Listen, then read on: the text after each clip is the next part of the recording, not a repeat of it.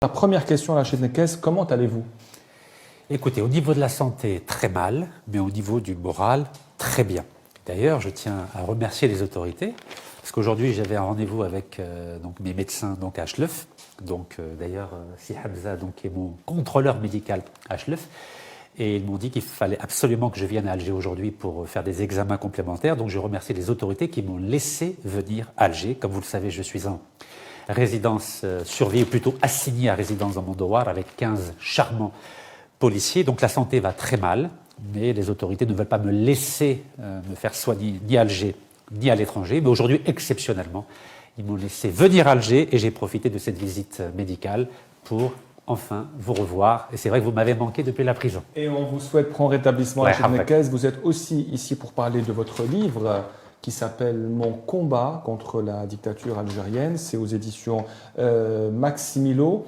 Ce n'est pas votre premier livre.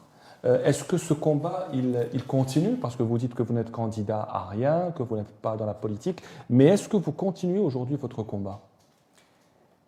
Quand j'ai fait la promesse à mon père, Allah yarhamou, en 2011, pour essayer de faire quelque chose en Algérie, d'ailleurs je raconte cette histoire dans ce livre, ce n'est pas forcément pour être président de la République, mais c'est pour essayer, avec d'autres, d'apporter un plus à ce pays, notamment au niveau d'un état de droit, au niveau du développement économique et surtout aussi au niveau du problème de la culture. Parce que Malek Ben Nabi, le grand Malek Ben Nabi, disait déjà en 1959 que le problème fondamental des sociétés arabes et musulmanes, c'était d'abord et avant tout un problème culturel. Donc ce 6e livre, il vient après un 5e livre qui s'appelle La dictature de Bouteflika en juillet 2018, c'est-à-dire 7 mois avant le Hirak. Donc je suis en Algérie déterminé à apporter mon humble contribution pour qu'il y ait un état de droit démocratique en Algérie et surtout à donner, apporter de l'espoir à tout un peuple qui aujourd'hui se sent totalement opprimé et j'en suis une parfaite illustration. Je n'ai pas le droit de quitter mon village, je n'ai pas le droit de quitter mon pays, ça fait 840 jours que je n'ai pas vu ma femme et mon fils, mes affaires sont en train de couler aux États-Unis et en Europe, mais je tiens le cap malgré la maladie. Et je tiens à remercier tous les militants et les militantes qui m'apportent leur soutien. Et je tiens à redire que lorsque j'étais en prison, heureusement qu'il y a eu des canaux de communication et de médias comme Radio M qui n'ont cessé de parler de notre détention lorsque nous étions à Orléans. Donc, barakallahu fikum.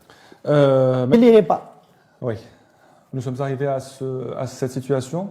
Pour une partie des Algériens, la période pour une partie des Algériens, cette période est pire que celle de Bouteflika.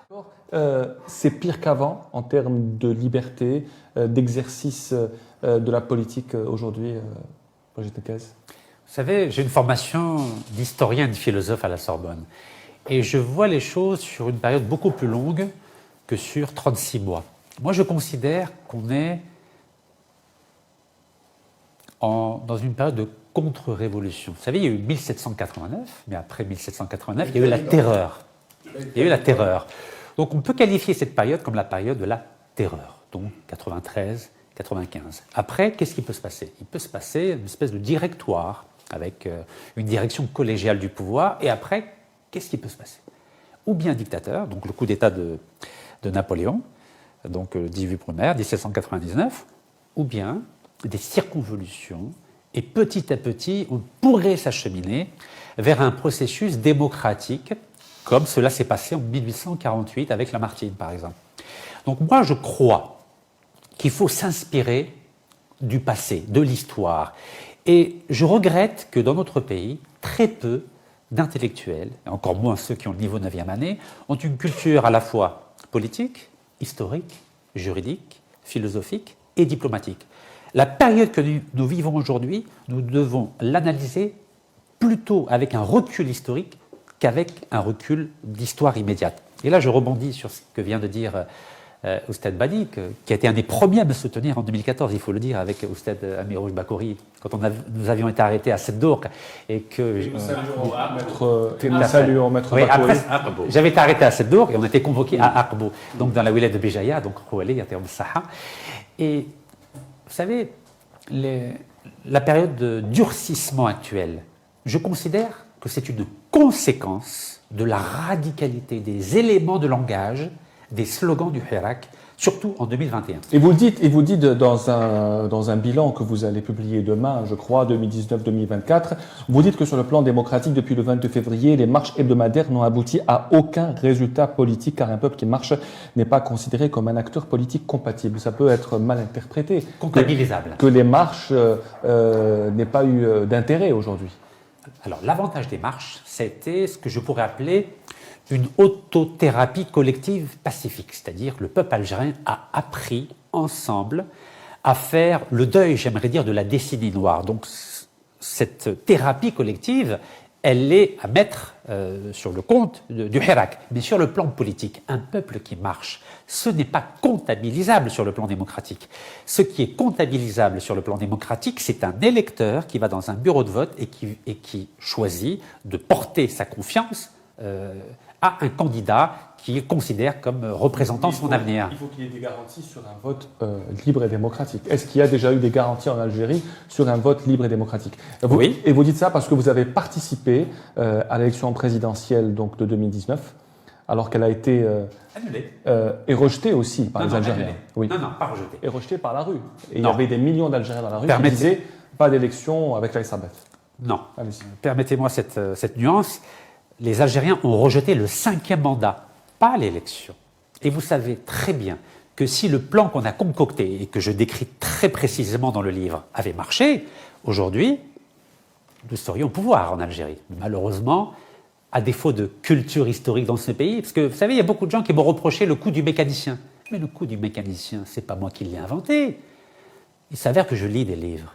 C'est Alphonse de Lamartine, un des plus grands auteurs occidentaux, qui, au lendemain de la révolution de février 1848, vous voyez le parallèle, février 1848, a nommé parmi les 5 membres de la direction du gouvernement provisoire français un mécanicien qui s'appelait Albert. Mais dans un pays qui n'est pas capable de dépasser 3 lignes de lecture sur Facebook, il ne faut pas en attendre trop. Donc ce que je regrette, c'est que l'élite, qui ne lit pas non plus, n'a pas soutenu cette démarche, cette astuce politique qui nous a déjà fait perdre, aujourd'hui, 37 mois. Maître Abdi, est-ce que vous considérez que... Mais ça n'exclut pas les propositions que fait Rachid Nakaz, qui sont les bienvenues. Allez, on se parle franchement. Depuis Massinissa, est-ce que vous croyez qu'il y a eu un pouvoir légitime en Algérie? En Égypte, entre 1250 et 1517, 260 ans, 49 sultans mamelouks, ils étaient tous étrangers, des anciens esclaves européens. Ils ont gouverné l'Égypte pendant 267 ans sans aucune légitimité politique. Aujourd'hui, en Algérie... Il n'y en avait pas ailleurs à cette époque.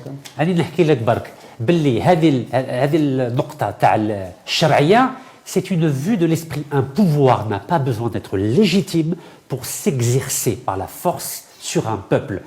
Il faut en tenir compte, ça s'appelle la réelle politique. Il n'y a jamais eu de pouvoir légitime en Algérie depuis Massinissa. Donc ça, c'est un fait politique d'importance. Donc هذو الناس يقولوا par exemple باللي رئيس تبون مو شرعي، وي مو شرعي، مي راه قانوني، كان 195 دول في العالم راهم يستعرفوا به، il faut en tenir compte. وهذو النقطات هذو أي C'est même plus le débat d'aujourd'hui.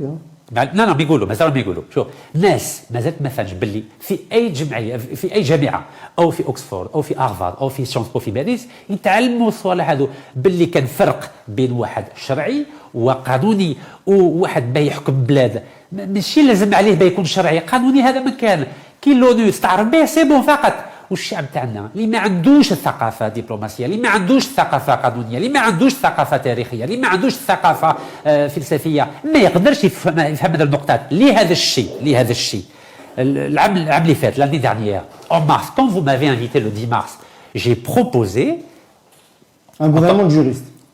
Un gouvernement de transition. J'ai pas dit une période de transition. Vous voyez la nuance? Pourquoi? C'est-à-dire les éléments de langage. ماشي واحد 9e année يقدر يخرجهم. النظام واش داروا 19 ماي؟ واش دار؟ قال باللي رشاد والماك منظمة إرهابية. وقال باللي أي واحد اللي يهضر على المرحلة الانتقالية ندخلوا الحبس. بصح اللي يفكر اللي عنده مستوى جامعي واش يقدر يدير؟ انا ما نهضرش مرحله انتقاليه، نهضر على حكومة انتقالية مع النساء ورجال قانون. J'ai parlé de gouvernement de transition. Et c'est la même chose. On laisse Tebboune finir son mandat en 2024 et on partage le pouvoir. Ça s'appelle de l'intelligence politique. Mais en Algérie, où on n'est pas capable de lire plus 3 lignes sur Facebook, c'est difficile de discuter.